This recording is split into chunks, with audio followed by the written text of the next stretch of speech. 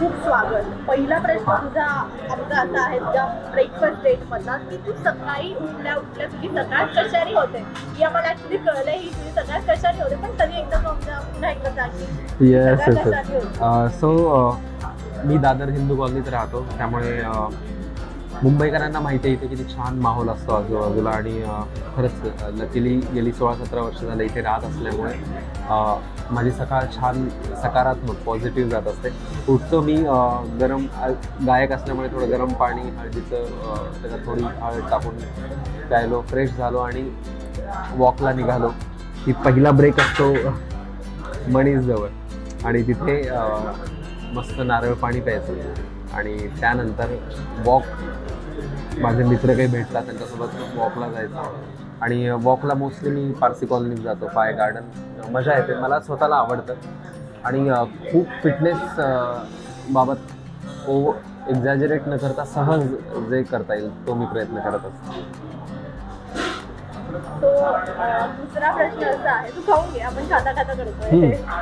दुसरा प्रश्न असा आहे की तू सकाळी उठल्यावर अशी एक गोष्ट करतो जी न विचारता करतोस आणि ती खाल्ल्याच्या तू घराबाहेर नाही पडत. आणि मला एक फिटनेसचं कारण आहे. जसं तू म्हणाला की तू गायक आहे त्यामुळे ऑब्वियसली तुला गळ्याची काळजी घ्यावीच लागते, त्यासोबत तू खाणंही जगतोय, दोन्ही बॅलन्स करून जगता येतंय. तो यामागचं काय एक फंडा आहे तुझा, तो एक सांग.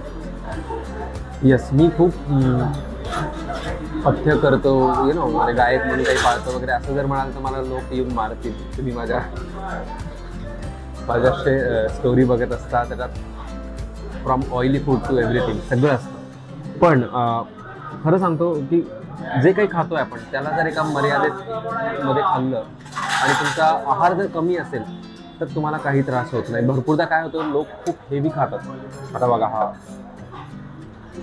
लोक खूप हेवी खातात असं म्हणतात आणि समोरून डोसा आला म्हणजे माझा काय पचका नाही. पण माझं म्हणणं येतं की सगळ्या प्रकारचं फूड मी खातो, पण सगळं योग्य प्रमाणात खातो. त्यामुळे कुठलाही त्रास होत नाही. आणि हा माझा फंड आहे, सगळं खा, पण एक तुम्ही तुमची लिमिट जर ठरवली की येस मला एवढंच खायचं तर काहीच त्रास होत नाही. ब्रेकफास्ट डेट हे सेगमेंटचं नावच आहे. तर ब्रेकफास्टमधला तुझ्या आवडीचा सगळ्यात जास्त आवडीचा तुझा पदार्थ कोणता? तुम्हाला दिसतो इकडे हा साधा डोसा आला. आणि आत्ता आपण अंबा भवनमध्ये आहोत. मला वाटतं सगळे जे खाद्यप्रेमी आहेत त्यांना माहिती आहे माटुंग्यामध्ये सगळं साऊथ इंडियन फूड मिळतं. आणि आपण सर्वजण साऊथ इंडियन खात असतो कारण त्रास होत नाही त्या फूडचा कुठलाही. आणि मला स्वतःला डोसा खूप आवडतो. प्लस इथली ही एक डिश आहे, तुम्ही जरा क्लोज बघू शकता, कढीवडा, जी रेअरली इकडे मिळते आणि ती यांची खासियत आहे. त्यामुळे ह्या दोन गोष्टी मी आवर्जून इकडे आलो तेव्हा खात असतो. तू एक गायक आहे, तर तुझं गाण्यानिमित्त म्हणजे तुझे इव्हेंट खूप ठिकाणी होतात, खूप दौरे होतात. तू फिरण्याच्या निमित्ताने, शूट करण्याच्या निमित्ताने सगळीकडे प्रवास करत असतो. तर आपण म्हणतो की आपण दर एका वेगळ्या ठिकाणी गेलो की तिथे आपण काहीतरी खातो. तर अशा तुझ्या आवडीच्या ब्रेकफास्ट प्लेसेस काय काय आहेत की तू कुठेतरी अब्रॉडला गेला, तुला तिकडचं नंतर काहीतरी क्युझिन आवडतंय ते तू ब्रेकफास्टमध्ये ट्राय केलं, तो अशी एखादी काही मेमरी आहे का फूडबद्दलची किंवा ब्रेकफास्टबद्दल? नक्कीच. भारताबाहेर म्हणाल तर एक आयडियल ब्रेकफास्ट असतो त्यांचा. ब्रेड असेल, चीज असेल, मग सँडविच असतील, सकाळी सॉसेजेस असतील, व्हेज असतील तर आपण बाकी गोष्टी आपण खातो, फ्रूट्स खातो. पण मला वाटतं, मला सांगायला आवडेल की महाराष्ट्रभर जेव्हा कार्यक्रमांसाठी मी फिरतो, तुम्ही बघता की मी ज्या रोडवर जातो, ज्या हायवेवर जातो, तिकडे जे काही खास असेल ते मी प्रयत्न करत असतो. मिसळ म्हणा, पोहे म्हणा, भाज्या म्हणा, वेगवेगळ्या. खानदेशात गेल्यास एक वेगळी चव मिळते आपल्याला. मी मूळ मराठवाड्याचा आहे, लातूरचा आहे. तिकडे पिठलं भाकरी, एक झुणका भाकरी असा एक वेगळा मेनू असतो. कोल्हापूर माझं आवडतं ठिकाण, माझं अत्यंत आवडतं गाव.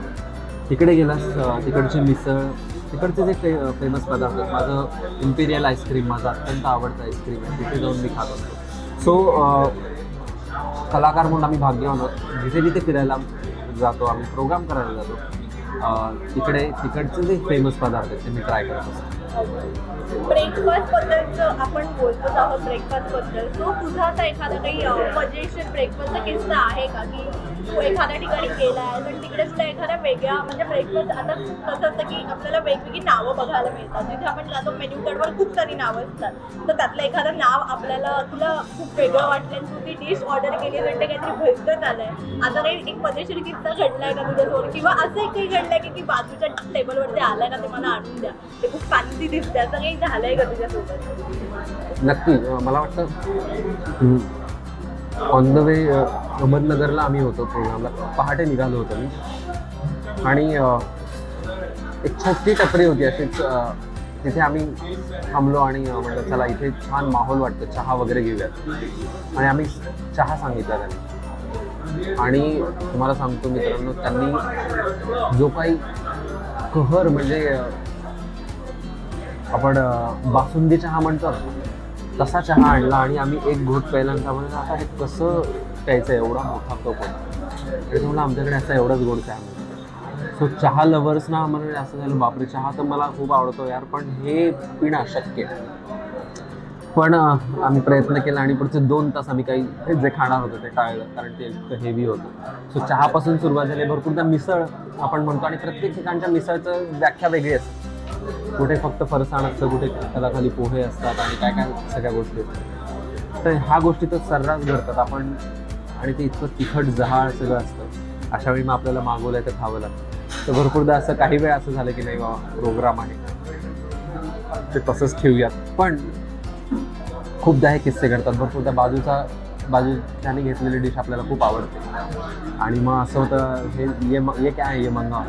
हे मी भरपूरदा करत असतो, कारण मला मेन्यू कार्ड बघून मागवायला खरंच खूप कन्फ्यूज होतं. त्यामुळे यहाँ का क्या अच्छा आहे वगैरे हे असं नाही, इथलं काय चांगलं आहे दादा ते दाडा असं मागवतो, आणि भरपूरदा ते छान लागतं. कधी कधी जसं आपण म्हणालो एक्सपेरिमेंट करतो, आणि तेव्हा ते फसतं पण मजा येते, त्यात एक मजा आहे. चा प्रश्न आहे, तू आमच्या प्रेक्षकांना तुझ्या आवडीची ब्रेकफास्ट डेटसाठीची जागा कोणती सांग, आणि तुझी आवडीची जागा कोणती आहे ब्रेकफास्ट?